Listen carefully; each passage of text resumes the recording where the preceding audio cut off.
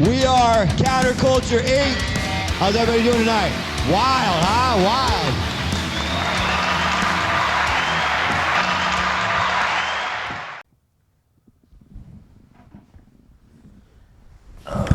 Did I wear these the whole time or no? I didn't wear them. You didn't wear them at all. Okay. Welcome back to episode 2. Let me try. I'm going to wear them. Oh, shit. Welcome back to episode 2. Shit. We're leaving it. We're doing it live. Who's that guy that... Bill O'Reilly. Yeah. That's the best. We're doing it live. And this somebody like 20 years later asked him, like, what was that about? Like, Yeah. And he was like, you have no idea the stresses of live TV at that time. It was new. Oh, I couldn't imagine. So, shit. Like, every time we go live, no matter how early we get there on a Thursday night, we are scrambling at fucking 8 o'clock. You were there last night. It's like that every fucking time. Yeah. Because even just trying to get one of the cameras working, you told me this too. You were telling me like we need to start doing lives and figuring that out. And you said, but just keep in mind, it's always going to go wrong. Like something's not going to work. You have to move some stuff around. Like the camera's not working. Something's going to happen. And I'm like, why won't it just fucking work? No. Like in my mind, why won't it just work? And it's like the craziest thing is like they're all like you would think in a systematic setup using all the not advanced technology but the modern day technology, it would be systematic and there would be no mishaps. But randomly shit just doesn't work. Yeah. Like you'll have to shut everything down and turn it on and it works again. You're like, So you're a cop. I'm a firefighter. yes. If you haven't figured that out, that's Reagan from Conduct Unbecoming. Man, imagine that. You just started a fucking meme page. People will message This me. is a serious business. Yeah, you gotta take it. You gotta be for real. Okay, you gotta be for reals. All right, sir. People ask me all the time, "How'd you do it? How'd you build this business so fast or whatever?" I'm like, bro, Memes, dude. dude, just fuck it. Well, a lot of wasted time. I could have told like just with previous failed businesses, and then I just got good at making. You say good. When people tell me my videos are good, like, dude, the best editing. I go, Did you do it? Did you edit it? Yeah, I do all the editing. Also, like some For of them all are, the videos from day one, I've like done- the badass ones were Yeah, Conduct. I did Like, it. So a lot you of sent me ones, and I'm like, Reagan didn't really try on this one. no, yeah, they're like, bitch, I know you can make better. I was saying, like, maybe he had you put some more time into this shit. No, well, just sometimes it works, and so because what I'll do is, I don't know, like I'll be doom scrolling or something on Instagram, and then it's like something will click. Like sometimes I'll start making half of a video, but I don't have the rest of it. I go, what is missing? Oh yeah, And I won't put it out. because you're just waiting for the right clip on YouTube. Yeah. Like, I need that. And then like I'll Like have Denzel going. Oh shit! I just said. did. Oh, I'll bleep that out. Yeah. Remember that. We fucking canceled ourselves. Episode 2. Good thing we're not live. Oh my god, that'd be awful. Oh my! What would you do? I don't know. There's a 10-second delay, so at any point, I feel like Drew could hit cancel, like stop stream, and I'm hoping it would stop. But I don't know if that, even though it's a 10-second delay, I don't know if like it's still going to play the 10 seconds that was just recorded up until stop, or if it's just going to end the stream. That's crazy. Whoa! I can't believe I can't believe I said that. Know what the beautiful thing about all this is? What? Is that if it's edited right now, there's no way you can prove what I said, but everybody knows what I said. Well, that'll be up to It's you. fucking That'll be genius. up to you to leave it up there. You That's can't funny. punish me for For not something knowing? that you think I did. Until they come out with an AI tool that can unedit or some shit. It's just me going. Again, that'll be edited out. I'll watch Don't this think thoroughly. you better. I'm not gonna fucking Because you're just gonna upload this shit. Because sometimes I'll do that. I'm like, I should probably edit that out, And then you're drunk, skipping through because you don't want to do it anymore. dude. First of all, there's been too many times where I'm like, I'm kind of I don't even see the screen anymore, Dude, I was editing the last Tim Kennedy episode, the second one, which had a lot of pressure on it. Yeah. And it had to come out Monday morning at 7 a.m. We didn't film that bitch until Thursday beforehand. Mm-hmm. So we filmed it on Thursday, which still gives me enough time. Like, we're going to film yours today on a Friday. Yeah. I'll have it out by Monday morning. No problem. But we filmed the one with his team leader on Thursday.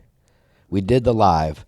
And then as I was leaving the studio, I was like, I'm just going to check the audio files. We had major fucking problems. Like major, like almost. So we're like, we're not going to be able to use this episode. Why? Well, one of the remote guests that we had on,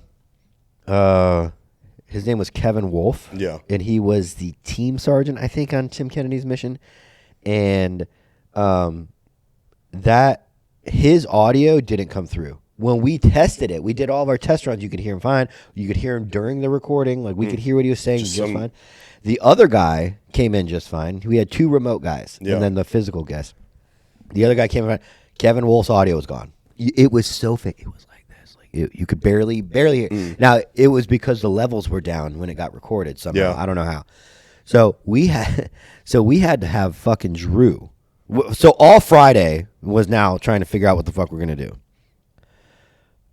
Drew came up with this idea Friday night and said, hey, I'm going to sit down in a quiet room and put headphones on and jacket, and I'm going to listen to I'm going to try to transcribe what Kevin's saying. I am then going to write it down. I'm going to send it to Kevin, and Kevin is going to fucking redub his voice. And he's going to lay it over? So that was his job. So he did that for hours, transcribing what he could hear from Kevin. Sent it to Kevin. Kevin immediately re-recorded his own voice based off a transcript. Yeah. Based off, it's not going to time the same way. Yeah. And then it was on me Saturday night. Oh, no. So that was all done Saturday. I didn't get any files until Sunday night. And mind you, this is my work weekend. So I'm working from 5 a.m. to 5 p.m. Well, that was my next Friday, question. Saturday, When were you, okay. So Sunday night, God. I was provided everything I needed. And I had to make Kevin new audio lay over his old audio and try and make it not insane.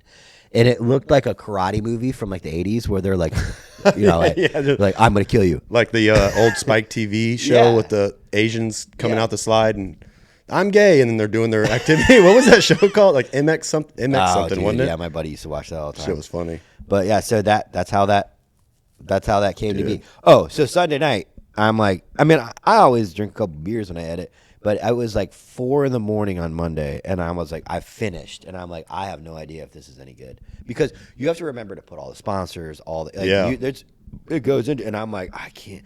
I just wanted it to be done, so I rendered it, and then I got to wait a fucking hour to upload it to YouTube, and I'm like waiting for the file to render.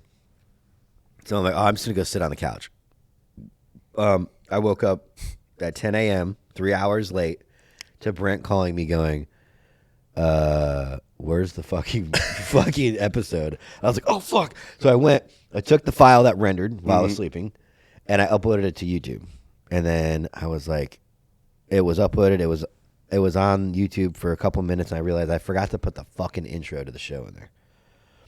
I took it down, re-rendered it, waited another hour, re-uploaded that, and then re-uploaded it to YouTube. That's how it was like. It came out at like 2 p.m. instead of 7 a.m.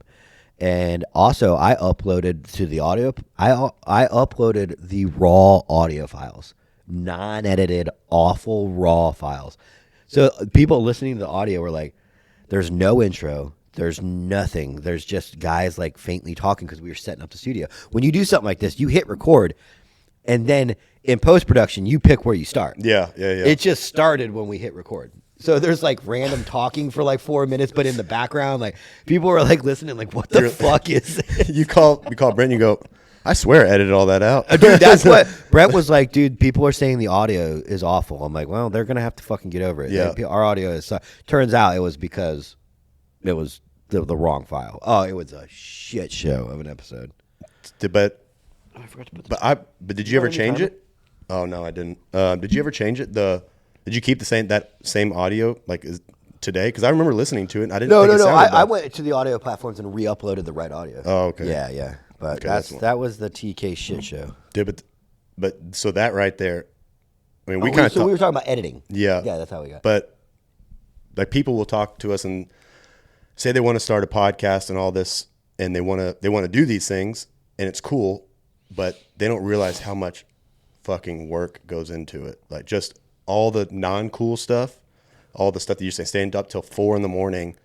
because we were doing like now you're making like a little bit of income from it, and you have the studio, but you have to do that before when you're learning all this too. Like Yeah, staying up well- till 4. And you've been doing this for 2 years now and you're still having problems. Like there's always going to be problems. Yeah. That's what people don't understand. So the unsexy side of it is what you just said. And you have an established studio and all this stuff. Like you're still going to have these problems. You got to be okay with it. And problem solving, figuring it out, staying up till fucking 4. Yeah. And then Because no one's going to do it for you. yeah.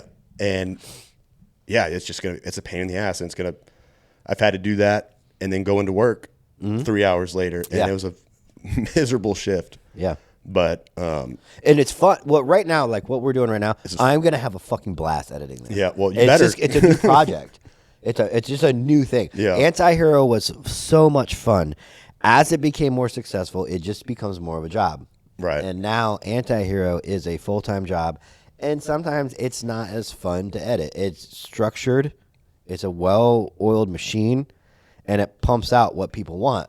But your editing's gotten fucking good. Like even with the counterculture video, I'm like, bro, what is this missing? Like it's missing something. Like yeah, what the is it? reel And you, boom. I'm like, dude, that's perfect. That was absolutely perfect.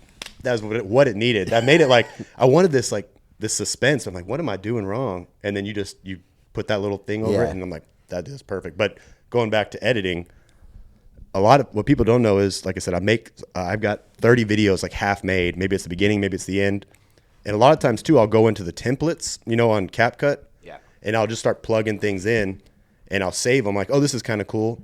And somehow that template that I made, like, because I'll take that template, upload it, then I'll take that template that I made with all these pictures, then I'll put it in another template, and somehow it makes it so it's like 3 templates on top of another that weren't supposed to make sense, and then it works for another video. So it's just playing with it. But you over have time. to do tons of reels to figure that out. Yeah. And a lot of this stuff too, like it wasn't original to my idea. So a lot of this stuff was inspired previous to Conduct Unbecoming. So have you ever heard of KRA, Kitten Rescuers Anonymous? Mm-mm. Have you heard of them? Like, so you'll like them. So they were kind of they would do the masks and they had a cat as their logo, completely different from Conduct Unbecoming, but I liked the spirit of that, Kitten Rescuers Anonymous, just embracing that. And they did but he does all these badass videos, and he's anonymous, I believe.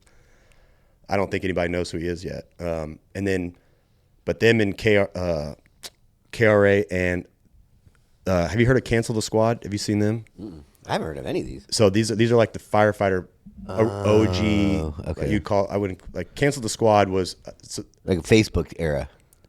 well. I don't know. I just saw them on Instagram.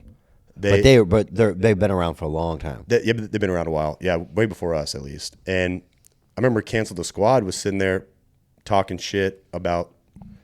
It seems like they're part of Atlanta from what they say. Like they're part of like they're Atlanta Fire Rescue, but nobody knows who it is. And they were sitting there talking shit on their admin when Danny Dwyer got fired. And then people with admin in Atlanta were trying to figure out who these meme pages were.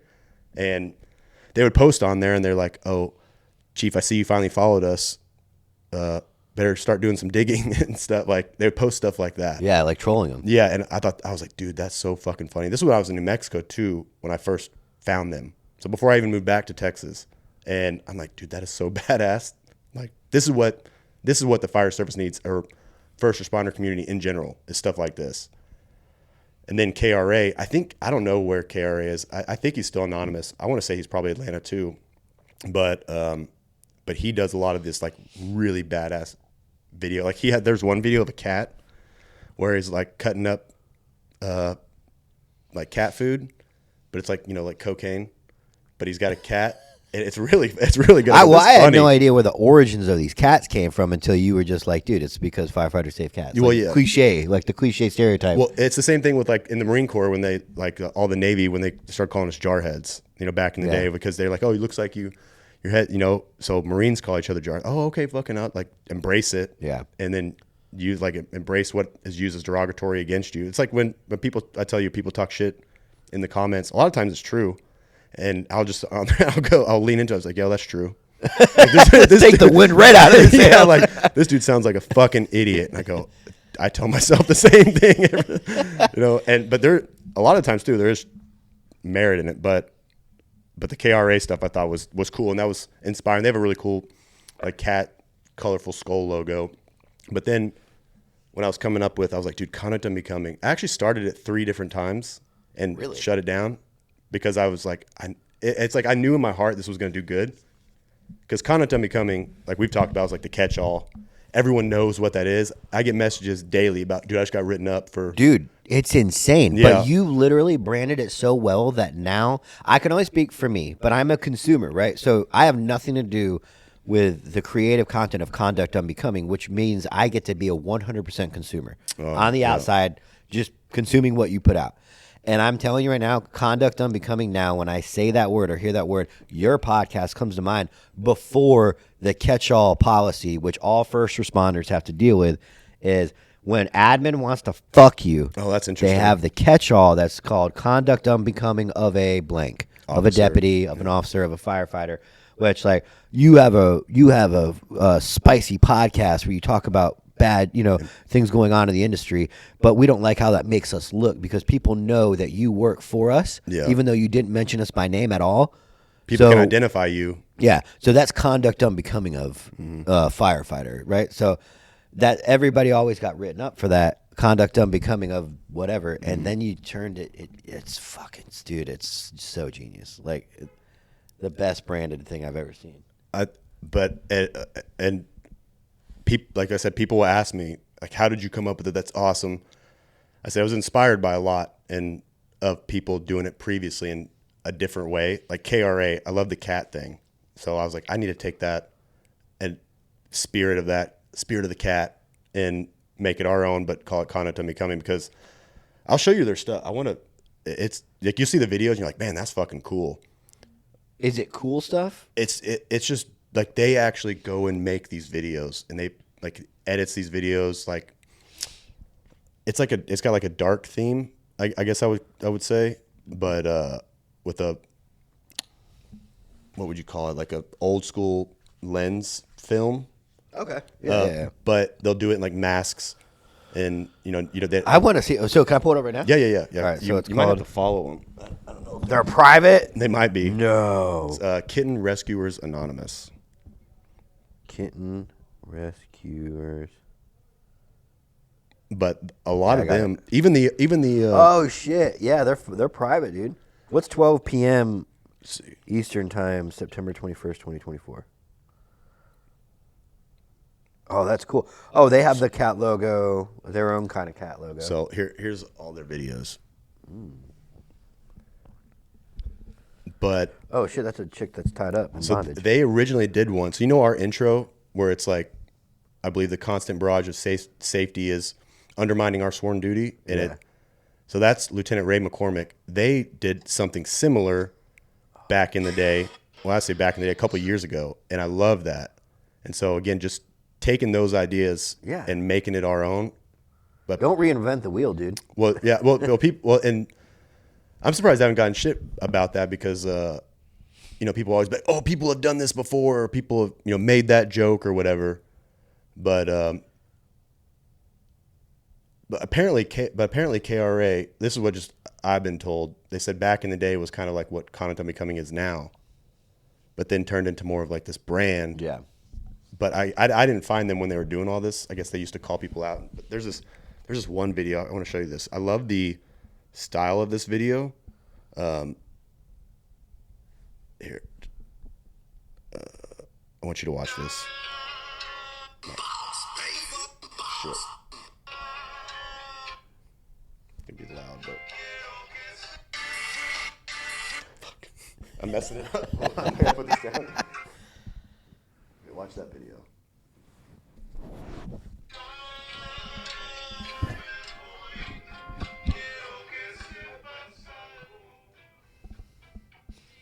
Liking the Cholo vibe so far.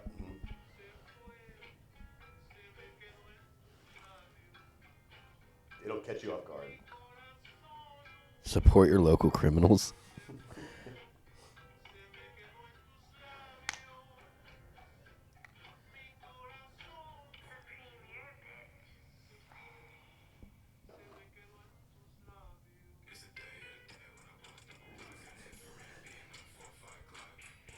Are they like prior military too? I think so. I think they'll do like collabs, but Yeah. it was firefighter-owned company. I think they'll do collabs, like T-shirts and stuff, and they'll put out like one a month or something, and they put out a video like No one can hear you. Oh. They'll put out like, that's good. We're just talking. I'm not talking to the camera. But yeah, they'll put out like a video, and it'll go with the theme of their new shirt or whatever. Oh, we don't need to have a fucking timer. The fucking Zoom has a timer on it. We're retarded. 2 years in, and Oh man. So Conduct, Unbecoming. How long? What are your first failed businesses? Do you mind me asking? Man, yeah, I do mind. I don't touchy subject. No, it was the first one was windows. So I told you how I used to clean people's windows, like rich people in doubt, like whatever. And I would go in these houses, dude, and I'm like, man. Did that fail because of just you did not want to clean windows anymore? Yeah, I feel like that would be a lucrative industry because no one wants to clean windows. Well, so I started the company, and I was getting business.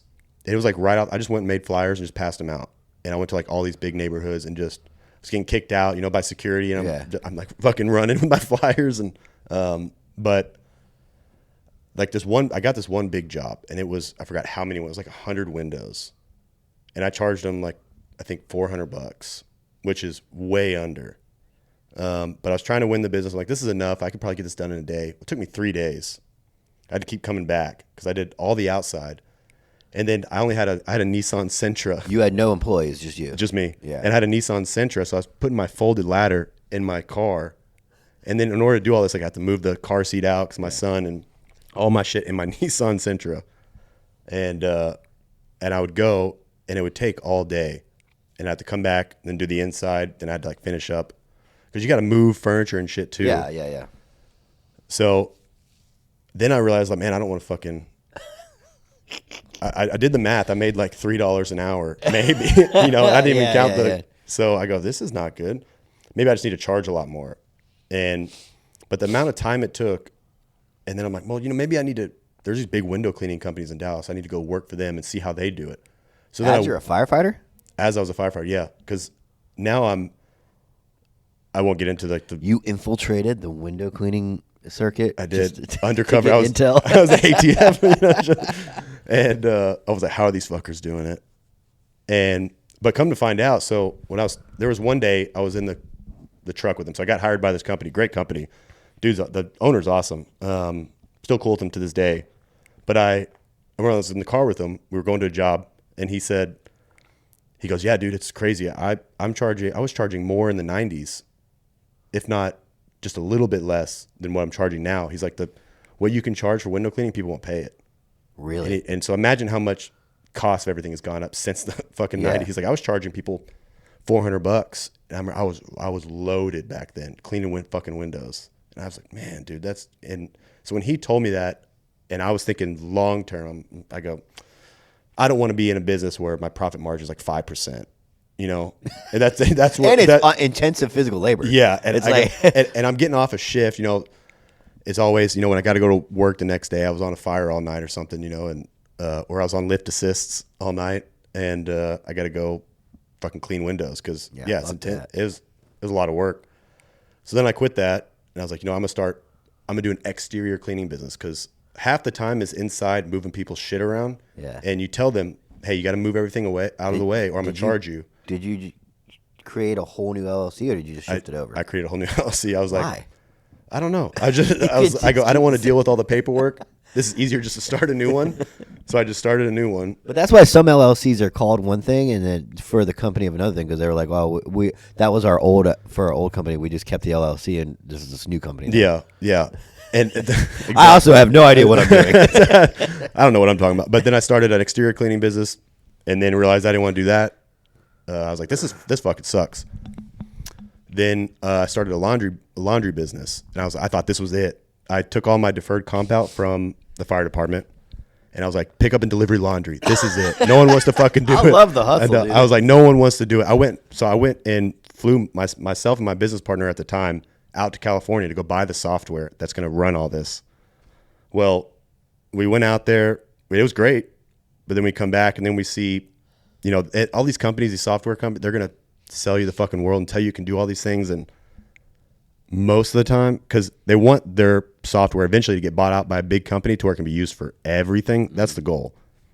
But you just specialize in one thing and then hope it grows. But we get this, and we had the software for maybe like 6 months, and then we're kind of limited on. I have to go in and physically like do all this shit. It's not as automatic as they said it would. It's making it harder. It would have been better if I just wrote it down on paper. You know, because then if I wanted to do the something, software is supposed to make it all systematic and easy. Yeah, but then it wouldn't charge them properly, or I'd have to cancel an order.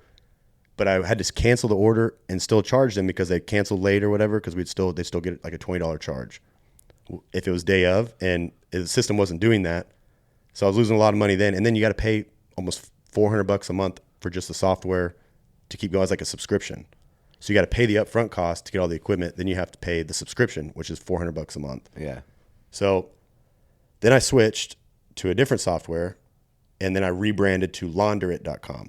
Launder it? Yeah, and then That's cool. and I thought that was genius. I'm like, this is fucking it. And rebranded, because first it was called Firehouse. What did I call it? Firehouse Laundry Room. That's what I called it. And then I was like, that's kind of gay. Then I rebranded it to launderit.com, and I had it was just Launder It, and it was spelled LAUNDR dash it. So launderit.com, and then we rebranded. My emblem was a pair of whitey tidies. That was it. It was just a pair of whitey tidies. And I thought that was genius, because people will see the whitey tidies and they're like, oh, that's Launder. That's the pickup and delivery company. Yeah. Well, all the prices went up for one. Like, we had a driver. We were implementing the van, and we were just about to get it wrapped when I'm like, dude, I'll be honest, by this point, I think I'm just not in it, because the profit was fucking nothing. Yeah. And then we can only launder like 20 pounds of laundry per hour. So what does that mean? It just means launder the right word? to launder it. Yeah. Like Launder. Because I think of launder like laundering money. That's why I thought it was so funny. That's why it's a catch. Yeah. That's why I liked it. Thought it was catchy, but it's But when you do laundry, when you're doing that, it's called launder. You're a launderer. So it's like, I think that's the technical term, but it never, I saw that same thing. The profit was just so small, like, and there's too many. Yeah. I was just drained at that point. I go, dude, fuck this. And then stopped all that, and then worked for some other companies on my days off. Then I had a job at a hospital. It's like an inpatient rehab hospital, and I was part of the business development team. And then I started Conduct Unbecoming. Oh shit. Okay. So now we're getting in more recent times. Yeah. Started that, and then, like I said, it was doing kind of well. Like, it got to like 1,000, then I fucking deleted it. I'm like, nope, I'm gonna lose my job. Oh, the fear mongering got you. It did. So I was a giant pussy in the beginning, but then I'd watch guys like you or other pages, and I started again, then deleted it, and finally one day I'm like, you know what? Fuck it. I was so pissed. I saw some. I don't remember exactly. I wish I knew, because it added this story, but I remember I saw something. Maybe it was another firefighter podcast. I'm like, this shit is so fucking gay. Like, who is this for? Who watches this? Like, well, you're a right fighter. You're like me. Like, you'll just like, you understand the risks that you're taking in order to make this, like, to fight this for right. And you're like, I get it. Like, but I can't sleep at night now. I'm still worried. Yeah. So being like, I would never suggest life's not fair. If you're a new cop or a new firefighter, especially in your probationary phase, do not fucking do any of this. Don't ever fucking think that you can just go. I disagree. Fucking do it. Do it. Absolutely do it. They can't fire all of us. Do it. Well, yeah. No balls. I mean, you guys have firefighters have more of a brotherhood, I think, of a unionized, like. Yeah, I always more say than this all the cops. time. If a firefighter opens a business, all firefighters are going to go support that firefighter's new business, because A, you want to get your shit done by a brother. You Yeah. trust him, Yeah. But B, you're trying to support. Cops don't do that shit. Cops are fucking dicks. Fucking dicks. Like, but I think I've told you this. Maybe we were talking about it last night. I said cops are the worst from what I've seen. Just talking to them, and they're like, bro, when promotions come around, everybody's buddy fucking each other. I don't know if it was just these specific departments or what, but he's like, everyone stays away from each other. I go, bro, that sounds awful. Bro, that sounds awful. The state attorney will literally say, when you're being investigated for this, and that, you can't talk to these people ever. You can't talk to them. Like, Yeah. Bro, you can't tell me I can't talk to somebody. At some point, like, We had you couldn't something- tell a random citizen that they can't talk unless there's I a know. restraining order involved. You can't tell a citizen. You can tell a criminal, do not contact this witness, or a defendant, but other than that, like, you're not going to tell me I can't fucking talk to people. You know what it is, though? You're telling me I don't have freedom of speech? No, you do. You just don't have freedom of not consequences. Like, I'm like, then I don't have free speech. You're American. You can do whatever you want, but no, what it is the reason why the Brotherhood and law enforcement sucks so bad right now is because a lot of agencies, other than huge areas like Dallas, obviously not, but a lot of agencies have take-home cars now for cops. The agency wins, the community wins, and the cop wins. It's like having a company car. Yeah. You don't have to pay. You don't have to deal with fleet vehicles. You don't have to deal with gas driving into work. I live like 40 minutes from where I work. All that gas is covered. And also the community gets to see more police cars out there. Like, if you're allowed to take your car to off duty, as long as it's a work function, you can drive your car. So there's more cop cars out there just for deterrence of crime.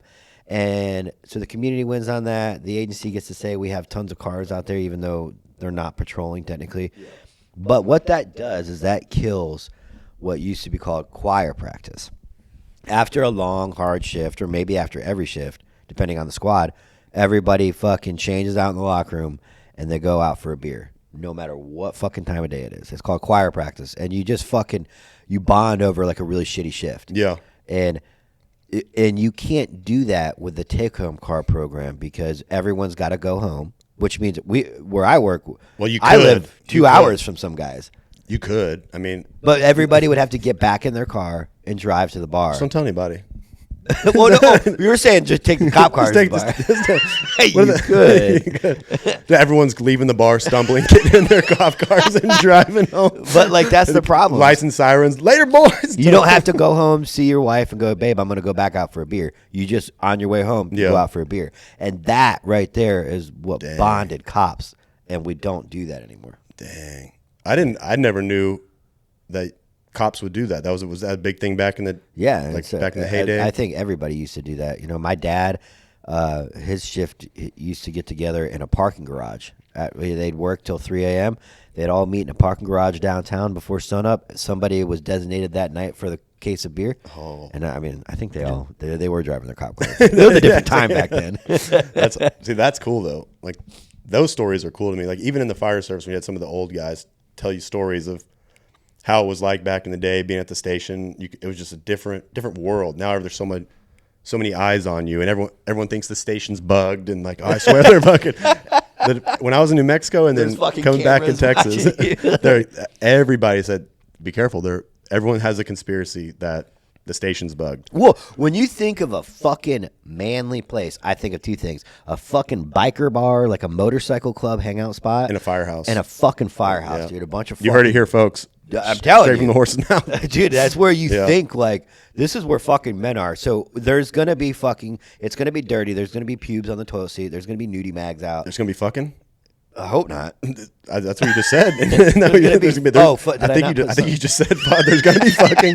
You didn't. It is a firehouse. I mean, you're not wrong. We are Counterculture 8. How's everybody doing tonight?